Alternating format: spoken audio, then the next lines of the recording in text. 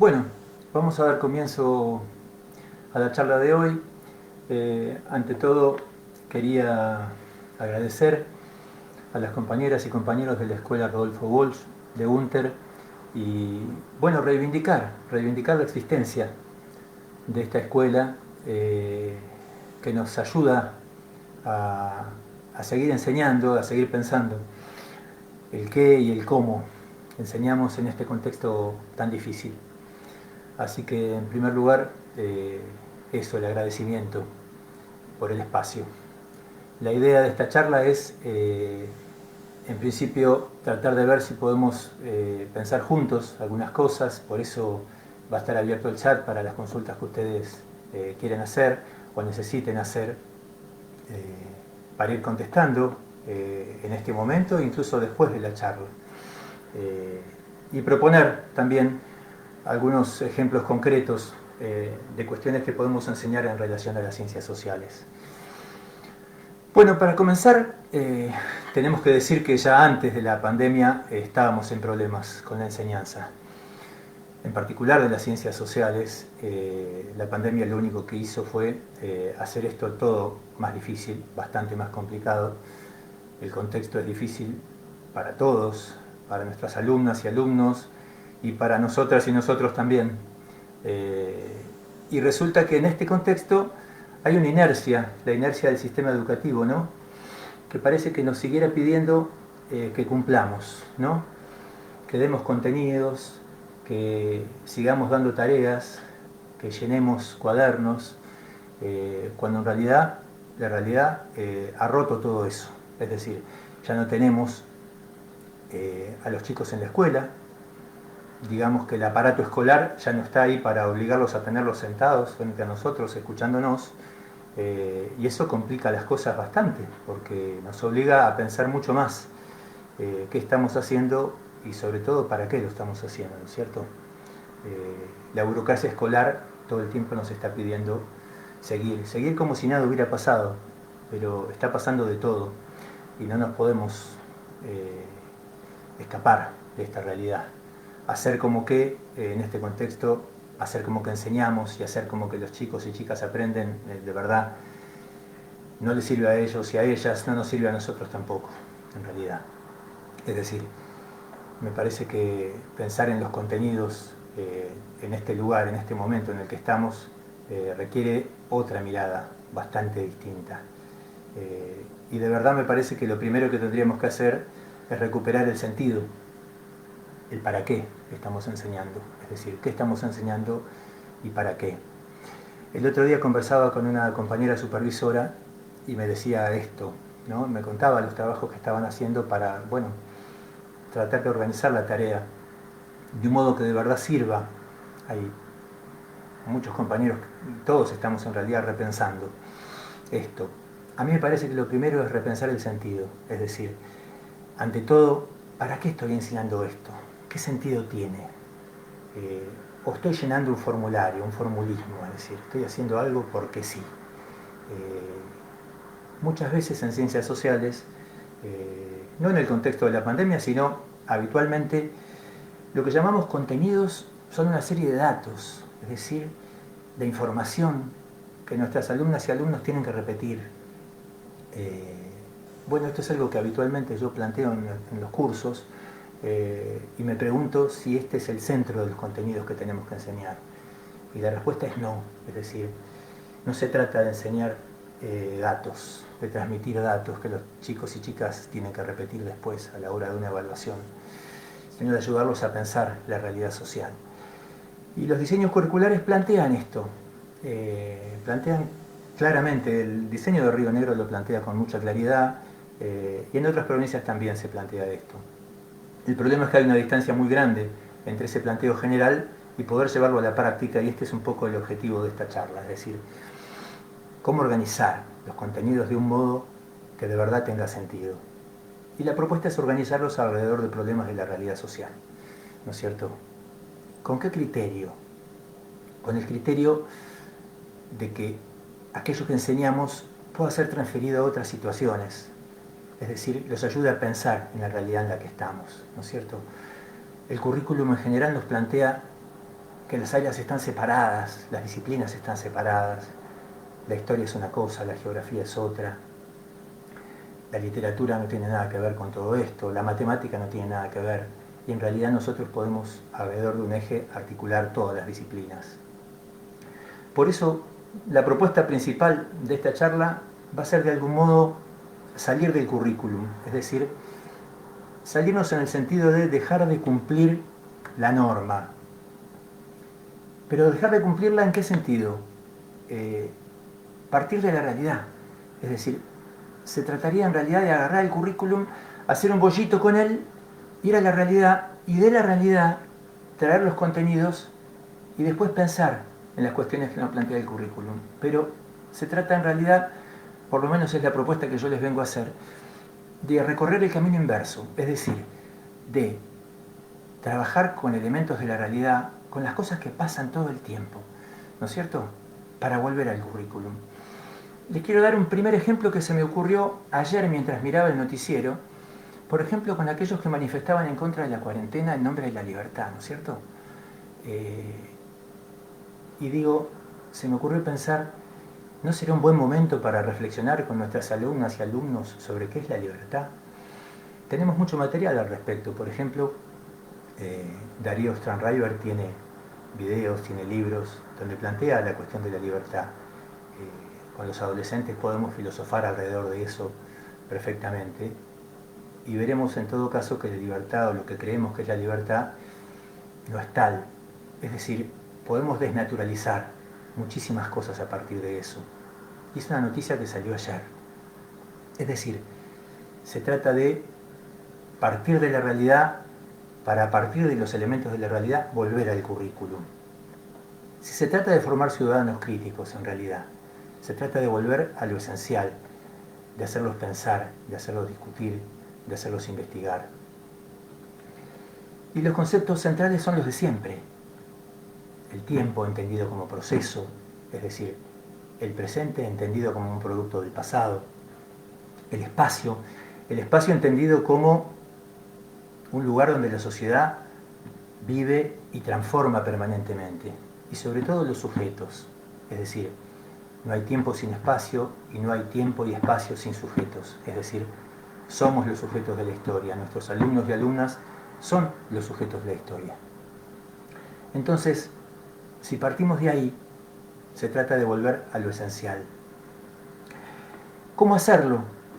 Organizando los contenidos alrededor de problemas, de problemáticas concretas. Por ejemplo, ¿qué es la libertad? Es muy abierto, puede ser, pero nos permite hacerlos pensar, nos permite hacerlos discutir, nos permite problematizar, porque enseñar es en primer lugar plantear problemas, desafíos. Es decir, se trata de que nuestras alumnas y alumnos encuentren un desafío en lo que le estamos proponiendo, no una tarea, no algo obligatorio, no algo para cumplir, algo con lo cual engancharse, con lo cual pensar respecto de esta realidad. ¿Y no era exactamente lo que pensábamos enseñar a principios de año?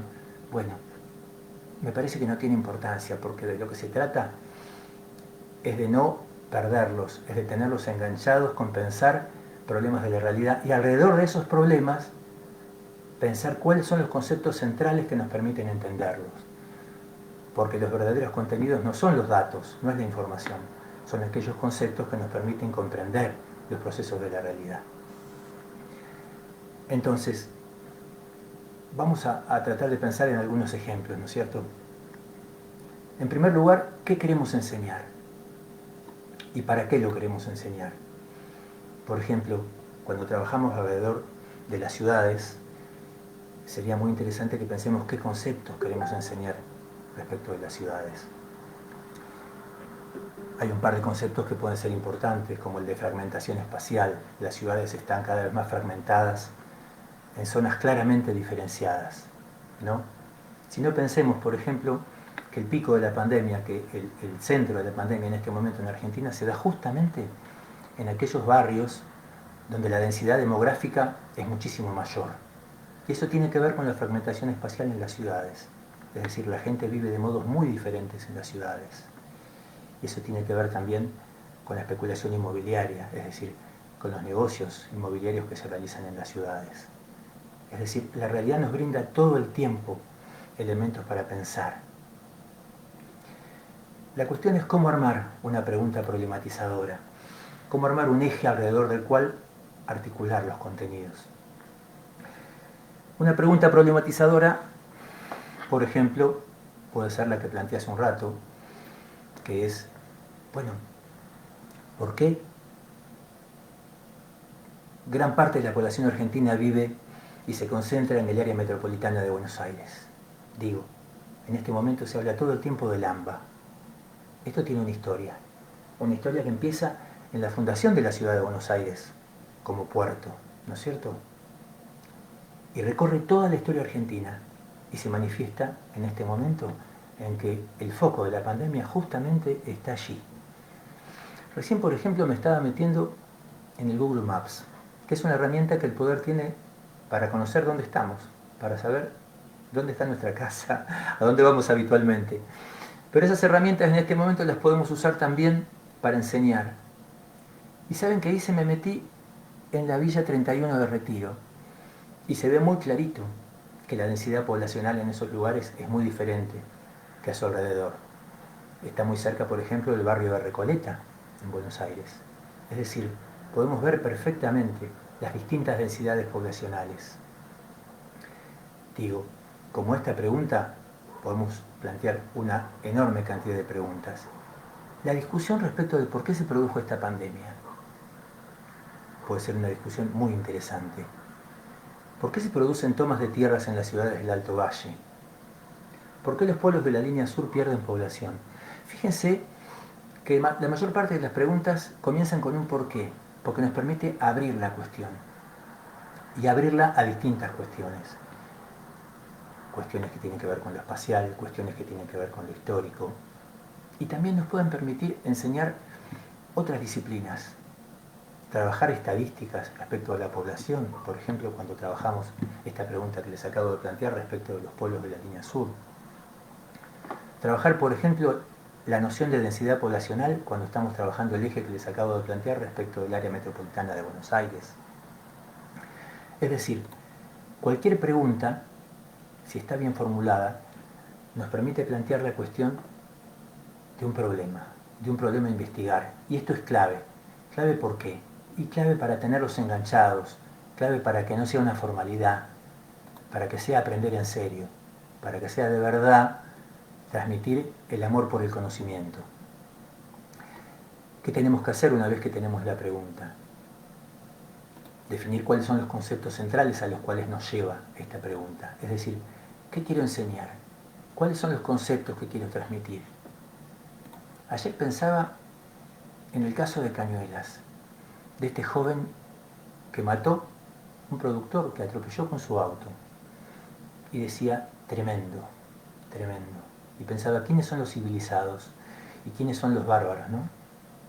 Y pensaba, ¿puede servir esto para enseñar algo? Y yo creo que sí, que nos puede permitir enseñar los derechos humanos, el derecho a la vida, enseñar qué es la civilización, qué es la barbarie. Porque estamos en un momento en que el individualismo está creciendo cada vez más, encerrados como estamos. Y entonces me parece que es muy importante pensar esta cuestión de la otredad. ¿Quién es el otro? ¿Tiene derecho a vivir el otro? Bueno, hay mucha gente que la está pasando muy mal en este momento. Entonces creo que aquellas cosas que nos están pasando, por terribles que sean, creo que nos pueden servir como ejes a partir de los cuales enseñar. Pero enseñar de verdad, no enseñar para cumplir con un formulario, para hacer un formulismo. Vuelvo atrás un poquito entonces. Una vez que logramos tener una pregunta que los atrape, la rueda de la enseñanza comenzó a funcionar. ¿Por qué? Porque es el interés por el tema, es decir, no es para cumplir con nosotros, no es para seguir la rutina escolar que lo están haciendo, es para investigar algo que de verdad les interesa. Entonces, creo que a partir de ahí podemos empezar a plantear una serie de actividades de distinto tipo. ¿Por qué? Porque tienen un sentido, vuelvo al principio, es decir, encontrarle el sentido a la enseñanza.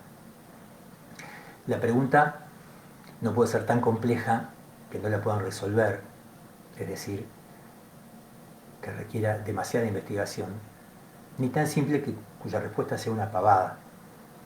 Quizá la mejor forma de pensar en una buena pregunta es hacérnosla nosotros mismos, intentar responderla y pensar cuáles son los conceptos que están implicados en la respuesta a esta pregunta, ¿no es cierto? Por ejemplo, ayer estaba leyendo un artículo sobre el ingreso de fondos a la provincia de Neuquén respecto del petróleo y la viejísima discusión que en Neuquén existe sobre la diversificación productiva de la provincia. Y pensaba que es una discusión muy antigua y que ahora se retoma. O la discusión sobre la crisis de la fruticultura, por ejemplo. Cada cuestión de estas nos puede servir para elaborar un objeto de enseñanza, pero el objeto de enseñanza lo construimos nosotros, no nos lo da el currículum. El currículum nos plantea cuestiones generales, por eso vuelvo. Creo que lo que hay que hacer es correr el currículum por un momento, pensar en las problemáticas de la realidad y a partir de ahí sí, pensar qué queremos enseñar, cuáles son los conceptos que queremos enseñar. ¿Por qué decimos que es tan importante la cuestión de los conceptos? Porque los conceptos son herramientas, es decir, son aquellas herramientas que permiten interpretar y pensar la realidad social. Cuando decimos especulación inmobiliaria, estamos hablando, por ejemplo, de la ocupación de la zona agrícola en el Alto Valle, por barrios privados, por barrios de lujo. Pero también estamos pensando en el reparto de las tierras después de la campaña del desierto, por parte de los empresarios que pagaron la campaña del desierto. Entonces, los conceptos nos permiten ir y venir en el tiempo, establecer la relación entre el pasado y el presente. ¿Por qué? Porque hay continuidades. También hay rupturas entre el pasado y el presente. Pero los contenidos escolares, digamos que el hueso del contenido escolar no está en los datos, aunque hagan falta datos. Lo central son los conceptos. ¿Por qué? Porque son las herramientas para comprender cómo funciona la realidad, es decir, y cómo la podemos pensar. La otra cuestión importante es la cuestión de las actividades. Voy a tratar de ir cerrando para ofrecerles algunas propuestas concretas y algunos links a partir de los cuales se pueda trabajar. Estuve viendo las intervenciones que hizo Francesco Tonucci, muchos de ustedes y muchas de ustedes seguramente lo han visto, y él planteaba convertir la vivienda en un laboratorio, es decir, investigar qué pasa en nuestra casa, con las cosas más elementales, es decir, por ejemplo, ¿por qué cuando apretamos la perilla de la luz se enciende la luz? Eso nos va a llevar, por ejemplo, a pensar en todos aquellos que trabajan para que haya luz. Cada objeto, estos lentes, cada objeto tiene trabajo detrás. Es decir, con lo más simple podemos pensar cuántos trabajadores hicieron eso y cuánto trabajo humano hay detrás de eso. Yo no soy profesor de matemática ni profesor de química, pero con las recetas de cocina podríamos trabajar cuestiones seguramente de química, seguramente de matemática. La cuestión es trabajar con consignas que no tengan que ver con copiar, con repetir, con memorizar, con obedecer. Es decir, se trata de proponer, y quizá tenemos que pensarlo cuando planteamos actividades. Es decir, ¿qué les estoy haciendo hacer a mis alumnas y alumnos? ¿Esto es para copiar? Entonces no. ¿Es para argumentar? Vale, porque les estoy dando alas, los estoy haciendo crecer. ¿Es para hipotetizar? ¿Es para discutir? ¿Es para indagar? ¿Es para inferir? Bueno, esos son los verbos que por ahí nos tenemos que hacer un cartelito y ponamos ahí. A ver, ¿qué les estoy proponiendo hacer? ¿Por qué? Porque en el fondo, en la enseñanza de las ciencias sociales hay solo dos mensajes posibles. Un mensaje es, bueno, este mundo es el que es, yo te lo cuento, y hay que decirlo, aunque no lo digamos, si se lo contamos solamente, le estamos diciendo que se lo tiene que aguantar tal como es. O decirle, este mundo es el que es, y hay motivos por los cuales es el que es. Y nosotros somos sujetos de esta historia y sujetos de esta realidad. Y podemos cambiarla. Pero son dos mensajes distintos. Y ese mensaje lo estamos transmitiendo desde el momento que seleccionamos el contenido a enseñar. Desde el momento que le damos una actividad para copiar, para repetir o para hacerlos pensar. Es decir, es un mensaje permanente. Entonces, propongo elegir el segundo mensaje. Yendo más concretamente a recursos. La realidad social en tiempo de pandemia nos obliga a estar encerrados. Sin embargo, la realidad social no para, sigue existiendo. Y los diarios, por ejemplo, nos traen todo el tiempo noticias que nos permiten utilizar como recurso con nuestras alumnas y alumnos. Por ejemplo, los videos de YouTube son un recurso interesantísimo. Hace un rato, por ejemplo, me metí en YouTube y encontré un montón de historias de vida de la línea sur de Río Negro, muy interesantes. Pobladores de la línea sur que contaban cómo es su vida cotidiana. A través del Maps, por ejemplo, podemos recorrer el mundo si queremos. Podemos visitar el lugar que querramos. Es decir, hay una cantidad de herramientas que podemos utilizar. El tema es cómo las utilizamos y en qué sentido las utilizamos. Es decir, nuestro mensaje en el fondo tiene que ver con que hay otro mundo posible. Es decir, este mundo y esta realidad en la que vivimos tiene un origen, tiene sus causas, tiene sus protagonistas y nosotros somos protagonistas de esta historia. De esto se trata. Ahora les quiero poner en el chat algunos recursos, algunos links que estuve revisando, que estuve pensando. Por ejemplo, el 24 de junio es el Wiñosi Pantu.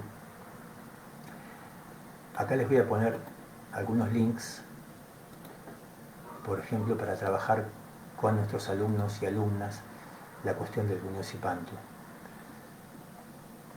A ver, no estoy muy experto en esta cuestión, me cuesta meterme en el chat. A ver si puedo. Disculpen la falta de experiencia. Ahí está. Acá tienen, por ejemplo, dos videos muy lindos sobre el Wiñosi Pantu. Muy interesantes. Los acabo de poner. Por ejemplo, pensando en estas cuestiones que decíamos recién de la pandemia. Por ejemplo, hay un artículo muy interesante de Maristela Svampa que lo podemos trabajar con los alumnos de cuarto, de quinto año del secundario, respecto del después. ¿Qué va a pasar después de esto? Esto es algo que nos preguntamos todos y nuestras chicas y chicos también se lo están preguntando. Bueno, les pongo el link, por ejemplo, del artículo de Maristela Svampa. A ver, ahí está. Es un artículo que salió hace poco. Es una entrevista que le hacen a ella. Respecto de qué va a pasar después de la pandemia. Ahí está. Bueno, quisiera ver ahora qué preguntas tienen, qué cuestiones les interesa saber. Acá me pregunta alguien, ¿podemos hablar de una reconstrucción de los contenidos curriculares? Sí, creo que sí. Es decir, se trata de desarmar el currículum y reconstruirlo, no para abandonarlo, pero de verdad para cumplir con los propósitos que el diseño nos propone.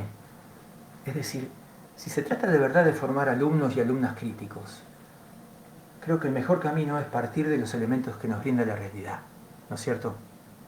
Entonces, me parece que esto lo podemos hacer con estudiantes de primaria. Acá estoy leyendo una pregunta de cómo podemos ampliar la reflexión respecto de las estudiantes y los estudiantes de escuelas primarias. Me parece que esto se puede discutir con los chicos más chiquitos inclusive. ¿Por qué?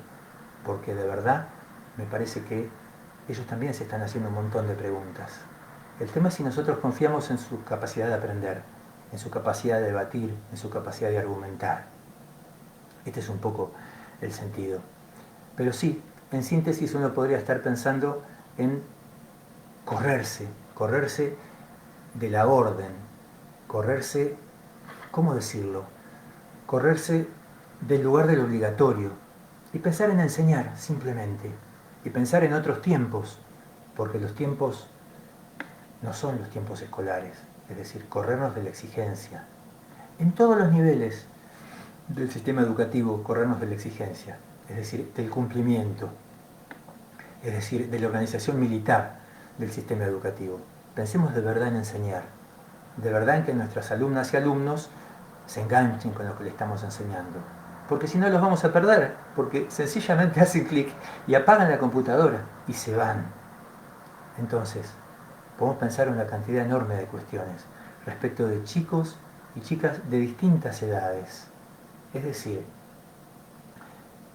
con los pequeños también, porque con los pequeños podemos trabajar, por ejemplo, se lo escuché a Tonucci, me parece una idea excelente, con las fotos familiares, para pensar cuál fue el proceso que nos llevó a ser los que somos hoy. No para mirar fotos simplemente, porque la clave está en qué pregunta le hacemos a esas fotos. Me parece que una pregunta muy interesante sería, ¿cuáles son los cambios y por qué ocurrieron los cambios en nuestra vida desde que éramos bebés hasta hoy? Y esto es algo que se puede trabajar con niños y niñas de primer grado y con sus familias, por ejemplo.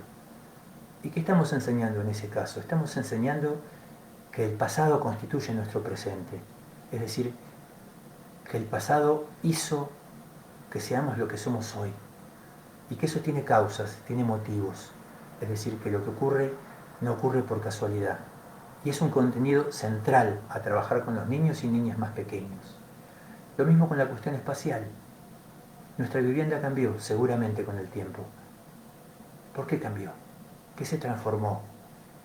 Es una forma de enseñar que el espacio es transformado todo el tiempo por la sociedad. Si nosotros trabajamos con las niñas y niños más pequeños alrededor de esas 2 o 3 cuestiones centrales, después, cuando tenemos que trabajar con más variables o con contenidos más complejos, va a ser mucho más fácil. Bueno, les quiero agradecer muchísimo la participación en esta charla y seguiremos, porque esta es la primera de una serie de charlas y podemos seguir a través del chat. De verdad, muchísimas gracias a todos y a todas. ¿Sí? Este chat va a quedar colgado en la página Rodolfo Walsh de la Escuela de Formación de UNTER y vamos a poder seguir intercambiando a través de ese chat. Les agradezco muchísimo a todos y a todas.